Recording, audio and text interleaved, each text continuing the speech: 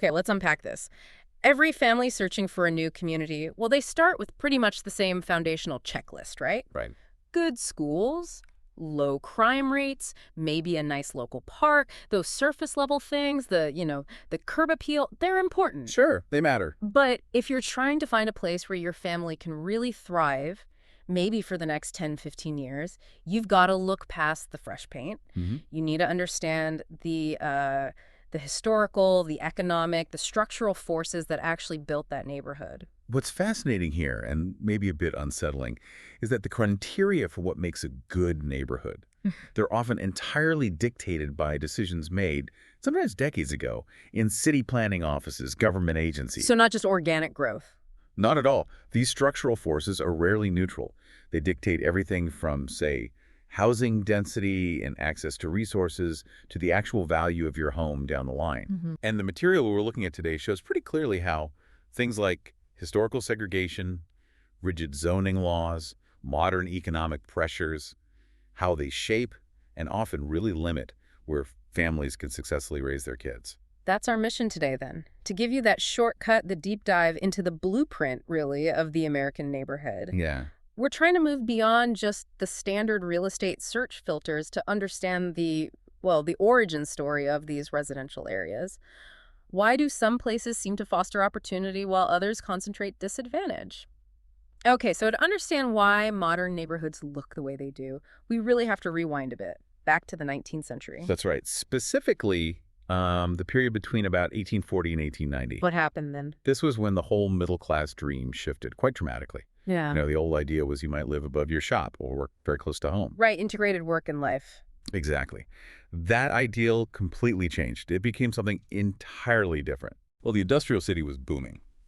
And with that came, congestion, noise, pollution, frankly, a lot of chaos. Not exactly ideal for raising a family. Not at all. So middle-class culture began to define itself around this new suburban ideal. A detached house, your own little plot of land, in a sort of semi-rural setting, away from the grime. And this wasn't just about physical separation, was it? There was a cultural driver, too. Absolutely. A really powerful one. It was this emerging distinction, a separation between home life and public life. Can you break that down a bit? Because it sounds like this psychological need for, like, a refuge. That kind of laid the groundwork for the modern suburban enclave. It really did. Sociologists have a term for it, the distinction between Gemeinschaft and Gesellschaft. Okay. Gemeinschaft is about that intimate face-to-face community, family life, the supportive, predictable environment you want at home. The sanctuary. Precisely. And Gesellschaft, that's the impersonal, calculating, often kind of hostile society of the outside world, the industrial marketplace. Oh, I see. So the suburban home became the physical embodiment of Gemeinschaft. It was seen as this sanctuary protecting the family unit from the harsh realities of Gesellschaft. So the house itself was redefined. It's like a moral shield, an aesthetic shield even. And you mentioned aesthetics that shifted too. The source material talks about lawns replacing gardens. That's a wonderful detail, isn't it?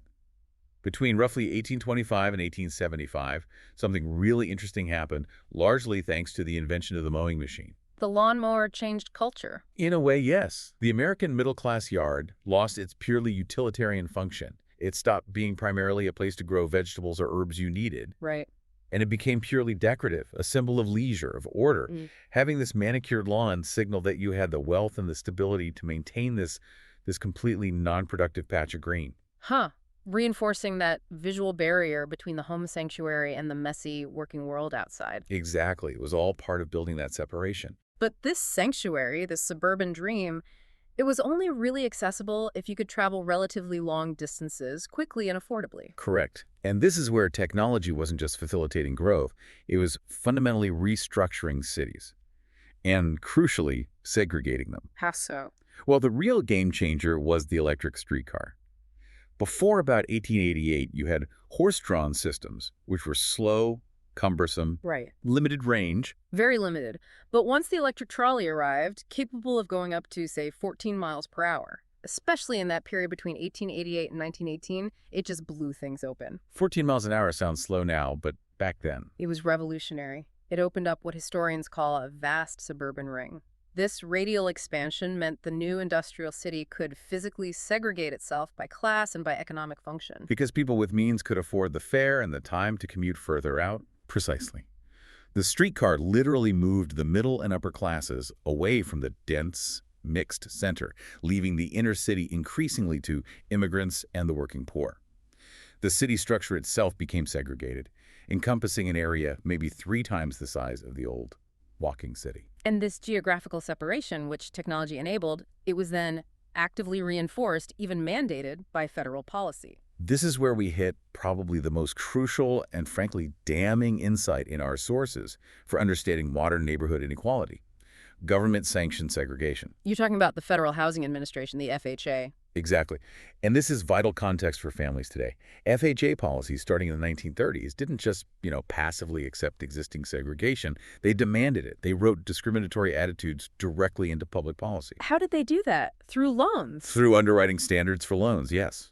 When the FHA was guaranteeing mortgages, which was essential for mass homeownership, they created these incredibly detailed maps of cities, residential security maps. The infamous redlining maps. That's what they became known as. But they weren't just charting financial risk in the abstract. They were explicitly charting race. Can you give us a concrete example? Just how extreme was this racial charting? Oh, it was incredibly blunt. Look at a place like Brooklyn, say, in March 1939, when these FHA mapping efforts were in full swing. Okay. These maps documented the present and anticipated future locations of African American families. And the FHA's official underwriting manual, their rulebook, stated that the presence of even a single non-white family on a block, One single family, was enough justification to mark that entire block black, which was explicit code for high risk and therefore low investment worthiness, undesirable for mortgage insurance. Wait, so the mere possibility of racial integration was defined by the federal government itself as an inherent threat to property values?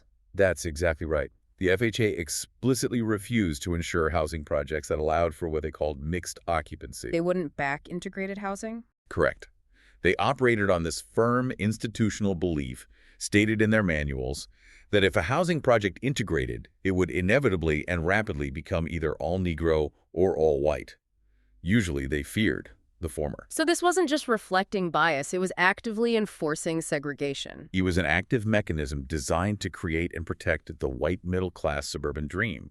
It wasn't passive, it was policy. And the practical consequence of this for investment in diverse neighborhoods, or primarily African-American neighborhoods, must have been devastating. Absolutely devastating. The source material shows that entire sections of cities, places like Camden, New Jersey, or Paterson, New Jersey are mentioned, were deemed ineligible for FHA loan guarantees. And this wasn't just in the 30s or 40s. This was happening as late as 1966 in some areas. Wow.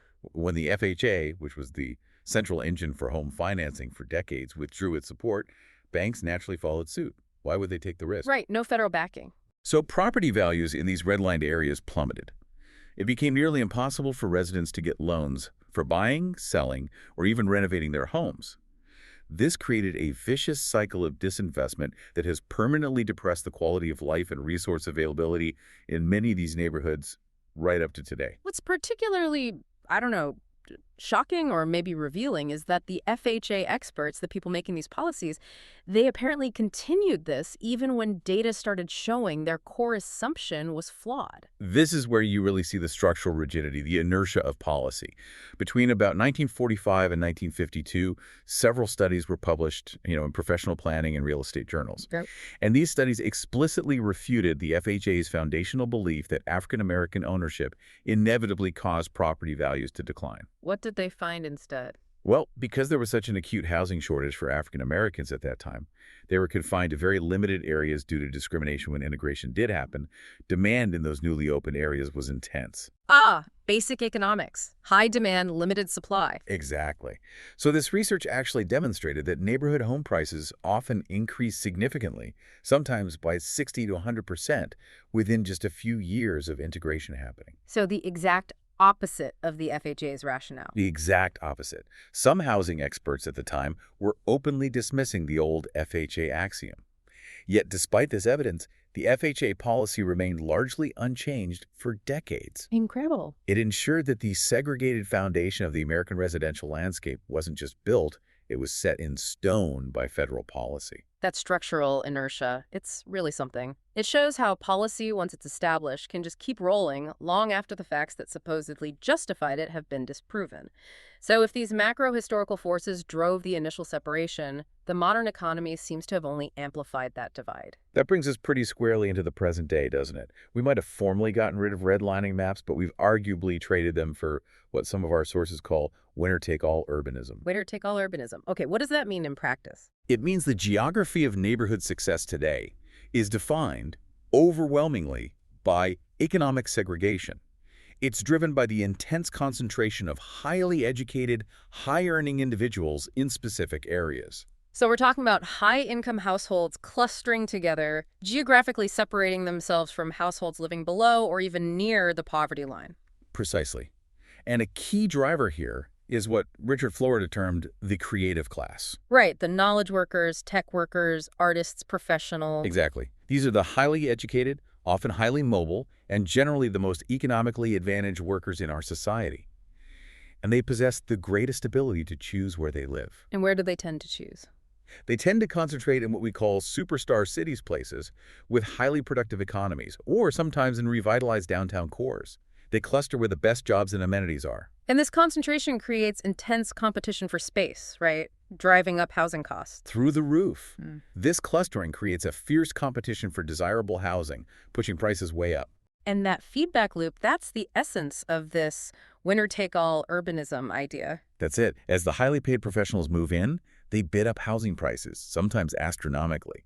And that intense price pressure inevitably pushes the middle and lower classes out. Pushes them where? Often into what the sources call residual spaces. These might be the older inner-ring suburbs that are now facing decline, or perhaps areas that were historically disadvantaged by those very FHA policies we just talked about. So the advantaged group claims the prime spots, and everyone else gets what's left over. That's the dynamic. And the result, the sources warn, is this widening chasm. You get these walled-off enclaves for the rich, often with great schools and amenities funded by high property taxes. Yeah. And then larger and larger areas of urban and suburban decay for everyone else. So for a family listening, searching for a stable environment, this is maybe the most critical modern factor to track. The economic trajectory of an area and who's benefiting. Absolutely critical. Is this neighborhood on an upward swing because of this influx? Or is it being left behind? And what does that mean for resources long term? Okay, let's get right to the critical so what for a listener who has kids. The source material is really clear on this. The high cost of neighborhood poverty can be even more detrimental to a child's future outcomes than the family's own income level itself. This is a profoundly important distinction, and the data is quite stark. Consider this generational aspect. Research shows about 48% of African American families live in neighborhoods defined as poor across at least 2 generations. Wow, almost half. Compare that to just 7% of white families experiencing that same intergenerational neighborhood poverty. That paints a picture of deeply embedded structural disadvantage. It really does. It illustrates how systemic these issues are, compounding over time. And when poverty becomes geographically concentrated like that, its consequences for the children growing up there are severe and incredibly wide-ranging. It's not just about money. Let's detail those specific consequences then, because these are the real-world risks a family needs to weigh when they're choosing a neighborhood, beyond just the school rating. Okay, first, there's what you might call a social capital deficit. Children growing up in concentrated poor neighborhoods often have far fewer adult role models demonstrating educational attainment or stable occupational success. So success itself might seem statistically improbable based on what they see around them. It can feel that way. Second, there's the stress factor. We know that chronic stress, especially from exposure to community violence or instability, significantly compromises a child's ability to learn in school. Their brains are basically overloaded. Constantly in fight-or-flight mode, yes. It severely diminishes their capacity to focus, to engage in complex thought. And then there's the direct lack of economic opportunity within the community itself. Precisely. Fewer local businesses mean fewer job opportunities. And critically, this includes things like summer jobs for teenagers, those first crucial steps into the workforce that provide experience and connections. Right, building that early resume. But beyond just opportunity, the physical environment itself can become toxic, literally. These areas often lack accessible basic resources, things we take for granted, like well-stocked libraries, easily reachable primary care physicians, even grocery stores with fresh food options. Leading to poor health, resource scarcity. Yes. And furthermore, the material explicitly notes higher levels of airborne pollutants in many poor neighborhoods, often due to proximity to highways or industrial zones, Which leads to health problems. like higher rates of asthma and other respiratory illnesses, which in turn leads directly to more missed school days. So the neighborhood isn't just lacking resources, its very environment can be actively detrimental to a child's health and education. It's a cascade of negative effects. An environment where the lack of stability, the lack of resources, and the presence of physical toxins all compound the stress of just being poor. It's a really tough cycle to break out of. Now, if we look at housing policies sometimes intended to address affordability in high-cost areas, we often find some real ironies, especially in those superstar cities we mentioned. Ah, you're likely talking about rent control. Exactly. The intention seems sound, right? Protect existing tenants from being priced out by skyrocketing costs. The intention is often laudable, yes, but the structural result, according to much economic analysis, can often be the exact opposite of promoting overall affordability for the broader community. How so? It seems counterintuitive. How does controlling rent for some people make it more expensive for everyone else? Well, strong rent control, particularly the kind seen in places like New York or San Francisco, is associated in many studies with significantly higher average rents overall. That is, in the non-controlled part of the market. Okay, why does that happen? It creates really powerful, often negative incentives for housing supply. Think about it from a builder's perspective. If you're calculating the risk of building a new apartment complex, and you know the government could potentially cap your rental income indefinitely on those units, You might hesitate to build standard apartments. or you might decide the only way to guarantee a profit, to make the investment worthwhile, is to build only ultra-luxury apartments. Units priced so high they're well above any threshold that might trigger rent control policies down the line.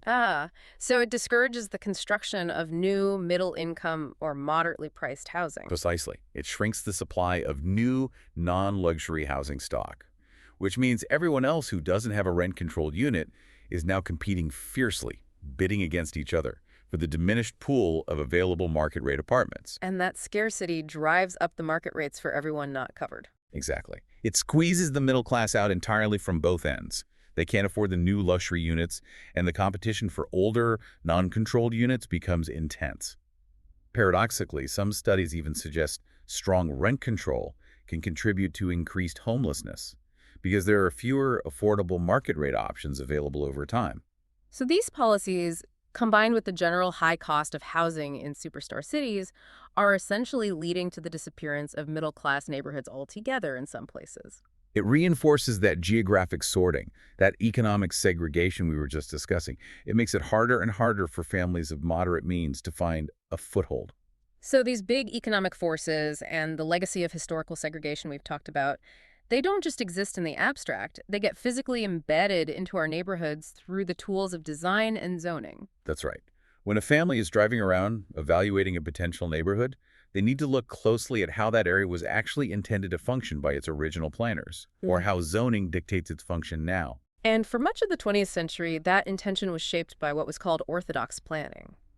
Yes, and this orthodox planning philosophy has deeply shaped the vast majority of our cities, and especially our suburbs. It operated on a set of core premises that, well, we now understand, often limit community vitality. What were those premises? The primary beliefs were something like this. Number one, the street is bad. It's noisy, dangerous, primarily for cars. Okay. Number two, because the street is bad, houses should turn away from it. They should face inward, perhaps toward sheltered green spaces or cul-de-sacs. Isolation by design. Pretty much. And number three, different uses, homes, shops, offices should be strictly segregated from each other. Commerce should be over there, residences over here. Good planning meant neat, tidy separation and isolation. That sounds like the absolute antithesis of a thriving, walkable family neighborhood, doesn't it? The opposite of a place where kids could walk to a corner store or where you'd naturally bump into neighbors. It absolutely is. And this isolationist mindset was famously challenged head-on by Jane Jacobs in the 1960s. Right, the champion of urban vitality. Exactly. She argued passionately for complexity, for diverse, continuous activity on the streets, generated by mixing different uses and different kinds of people together. She celebrated what she called the sidewalk ballet. The description in the source material of Hudson Street in New York where she lived, it paints such a vivid picture of that ballet. What did she describe? Oh, it's wonderful. She talks about the morning rituals. The fruit man setting up his stand, the laundry carts moving along, kids heading off in different directions to different schools, women pausing their errands to chat, maybe sharing laughter or joint indignation about something. A constant flow of activity. Yes, this intricate mixed activity ensures the street is continuously populated throughout the day by different people doing different things, not just residents coming and going, but shopkeepers, workers, commuters, people passing through. And crucially, Jacobs argued that single overwhelmingly dominant uses like a huge park that's only residential on its borders or a giant housing project actually limit that continuous activity. Right. If a park, for instance, is only actively used by mothers and small children for a few hours in the middle of the day, it isn't continuously observed. It might not feel safe at other times. It lacks eyes on the street, as she put it. Precisely. So the lesson for families looking for a vibrant, safe community is this. Look for diversity. Diversity of uses, diversity of people, which creates continuity of interaction. Don't just look for monolithic, quiet segregation, because that often means emptiness and a lack of natural surveillance. Yeah. A lively neighborhood is often a safer neighborhood. That brings us directly to zoning then. Because zoning is arguably the most powerful legal tool America uses to mandate that kind of separation and isolation, particularly to privilege that suburban single-family ideal. It really is. The American system of land use control, our zoning system, is quite unique globally in the almost elevated, almost sacred status it grants to the detached single-family home. It's protected vigorously. Incredibly vigorously, usually by legally barring almost any other type of housing from being built nearby in huge swaths of metropolitan areas. Let's trace that protection. Zoning started out relatively simple, didn't it? It did. Back in 1916, when New York City introduced the first comprehensive citywide zoning ordinance in the U.S., it was fairly basic. Just three main categories: residential, business, and unrestricted. Simple enough. But fast forward just a few decades into the post-war suburban boom, and the categories have proliferated wildly. Residential zones got split into R1, strictly single-family detached, R2, maybe allowing two-family homes, R3, multifamily apartments, and often many more variations. And R1, the single-family zone, became dominant. It became ubiquitous. What started as almost an afterthought in early zoning became the default, eventually covering nearly half the residential land, or even more, in many American cities and suburbs. And this wasn't just about the type of house. Zoning also started dictating the size of the lot it had to sit on. A crucial point. The mandate for large minimum lot sizes functionally restricts density and therefore diversity and affordability. How big did these lots get? Well, the average size of American residential lots expanded significantly in the post-war era. By the early 1980s, the average new lot was around 18,000 square feet, almost half an acre. Wow. When zoning requires that much land per dwelling, you legally block the construction of more affordable housing types like townhouses, duplexes, small apartment buildings. You block mixed-use development. You block exactly the kind of fine-grained diversity Jacobs argued was necessary for a vital community. So it's a legal, policy-driven mechanism of exclusion. It ensures high land costs, low density, and often socioeconomic homogeneity. It's a way of using land use regulation to enforce economic exclusivity, much like the FHA used lending policy decades earlier to enforce racial exclusivity. The tools change, but the outcome of separation can be similar. And this design of exclusion wasn't just limited to housing density, was it? It was also weaponized, in some pretty infamous cases, against access to shared public resources like parks. We really can't talk about structural exclusion in American planning without mentioning Robert Moses. The legendary, controversial New York power broker. His decades-long career demonstrates starkly how decisions about infrastructure, roads, bridges, parks can be used explicitly to determine which families get access to the best public amenities and which don't. Moses famously used his authority to bar poor people, particularly poor people of color, from accessing some of the best state parks and even large city parks. How exactly did he achieve that? Primarily by controlling transportation access. For example, designing parkway bridges over roads leading to Jones Beach on Long Island, intentionally low, too low for public buses to pass underneath. Seriously, he designed bridges to block buses. That's the historical account.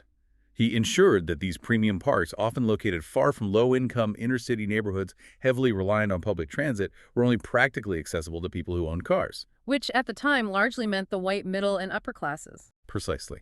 He was effectively reserving prime public space for the comfortable middle class, as the source material puts it.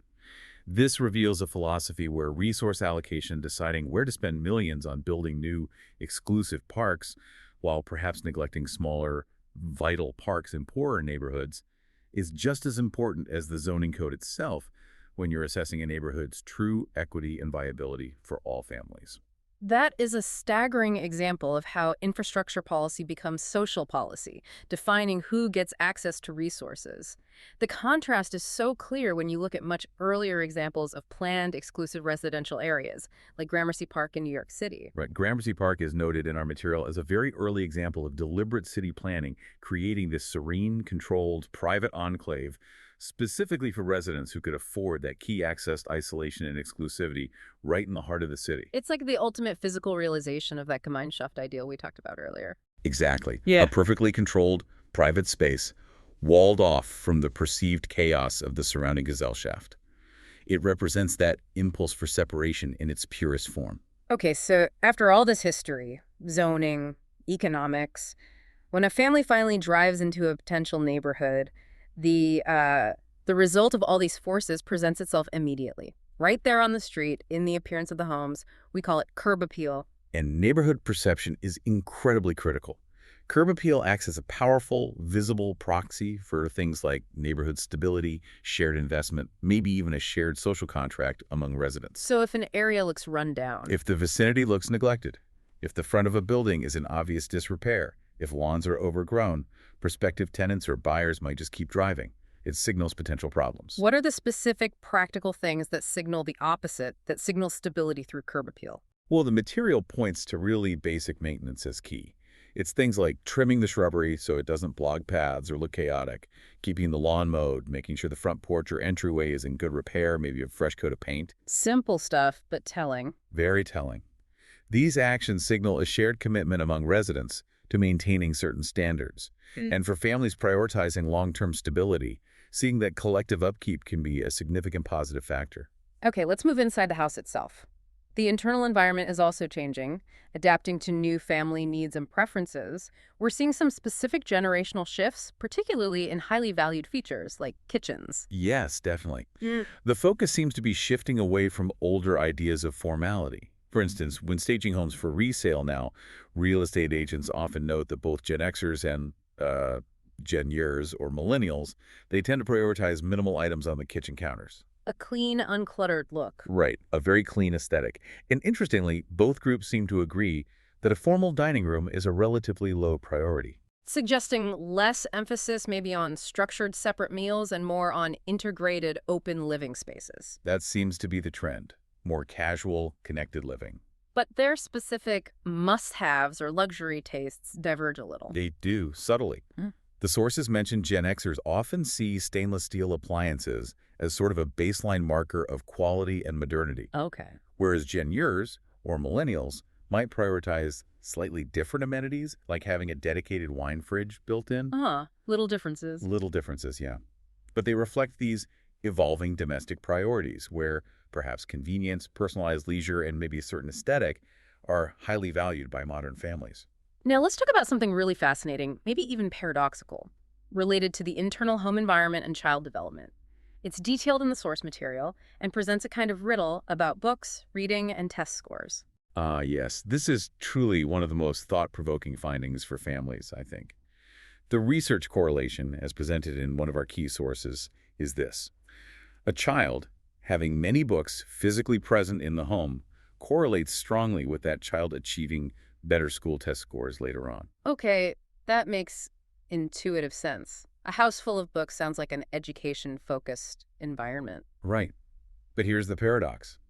The specific variable of parents reading aloud to the child regularly.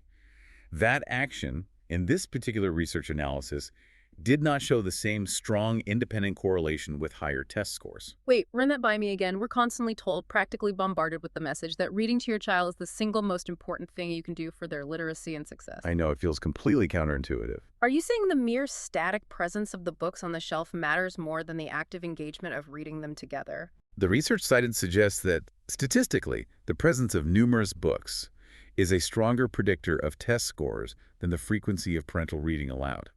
Now, this doesn't mean reading aloud is bad, of course. Right, okay, so what could be going on there? What does the presence of many books really signify if it's not just the reading itself? Well, that's the crucial question it raises. The presence of many books likely signifies a whole constellation of other factors. It probably indicates a stable home environment. It suggests the family values education and learning. It implies they have the financial resources and stability to acquire those books in the first place. So the books are a proxy indicator for a certain kind of environment. Exactly. It points towards a predictable, probably lower stress context where literacy, learning, and access to information are just part of the background fabric of life.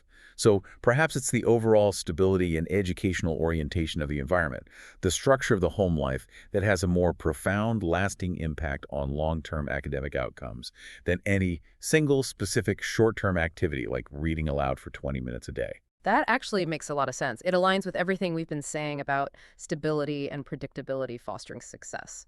The environment creates the context. The books are a signal of that context. It's a really powerful idea about environment versus specific actions. Okay, looking towards the future now, the physical environment of the home itself is becoming increasingly optimized, increasingly managed through technology. Absolutely. We're seeing huge sociocultural shifts converging. You have millennials and younger generations perhaps questioning traditional models of long-term homeownership. You have the explosion of remote work changing how we use our homes. And there's certainly a heightened focus on health and wellness, especially post-pandemic. And all of this is driving demand for what? Better quality spaces? Better quality spaces, yes, and more flexible, sometimes collaborative features within residential buildings or homes. This is leading to the rise of so-called smart buildings and the whole field of property technology. So the house itself is evolving into a kind of optimized system designed to maintain the physical well-being of the family living inside. That's a good way to put it.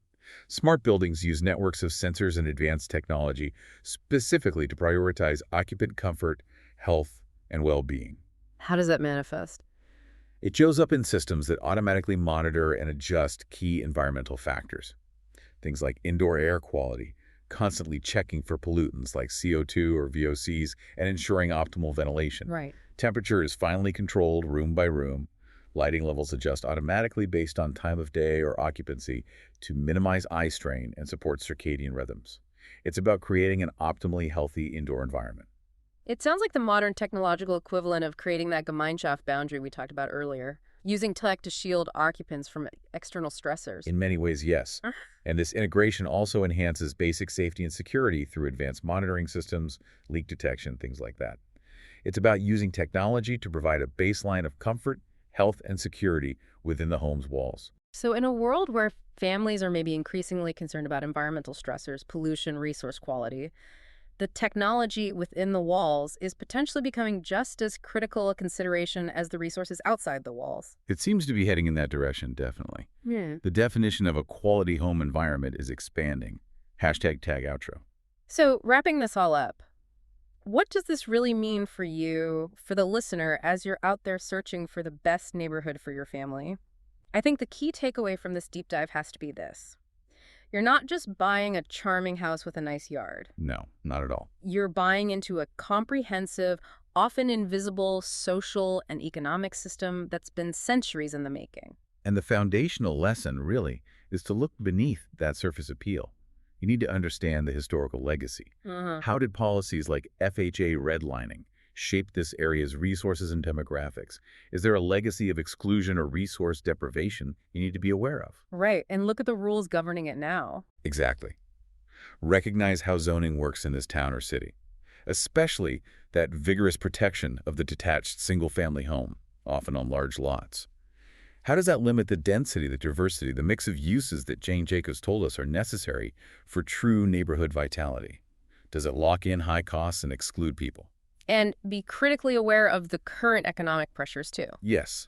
Things like the sometimes paradoxical effects of policies like rent control on overall affordability, or how modern planners, sometimes intentionally, sometimes maybe unintentionally, can still limit access to crucial community resources, good parks, quality services, transit options. So knowing these deep structures, understanding the blueprint, that's what allows you to find a place that can truly support your family's future, not just look good on the day you move in. If you're looking for long-term stability, you absolutely have to look at the foundation and the policies governing that place. And if you want a place that genuinely thrives, you need to understand what makes it diverse, adaptable, and resilient over time. If we connect this to the bigger picture for a final thought, we're seeing this ongoing trend, sometimes called the Great Inversion or the New Urban Crisis. Where the wealthy and the highly educated creative class are increasingly concentrating back in city centers, revitalizing downtowns. Right. While simultaneously, many older, formerly middle-class suburbs are becoming more economically distressed, more diverse in terms of income, but facing new challenges. Okay. So given this dynamic instability, this big sorting process that's underway, what questions should you be asking about the long-term resilience and health of a neighborhood's social resources? Especially crucial things like the schools. Are they funded in a way that's sustainable, or are they tied too tightly just to current, potentially volatile property values? That raises a really important question, doesn't it? In this new urban landscape, do those affluent, gated enclaves, whether literal gates or just economic ones, do they eventually suffer spillover effects from the economic distress of the wider region? Or is that separation, the one engineered through decades of policy, zoning, and now economic sorting, is it truly sustainable over generations? Can those enclaves remain islands of prosperity indefinitely? It forces us to ask a fundamental question about community, I think. Does true long-term resilience for everyone ultimately require more integration, more shared fate? Or is successful, durable isolation actually possible? Something to think about.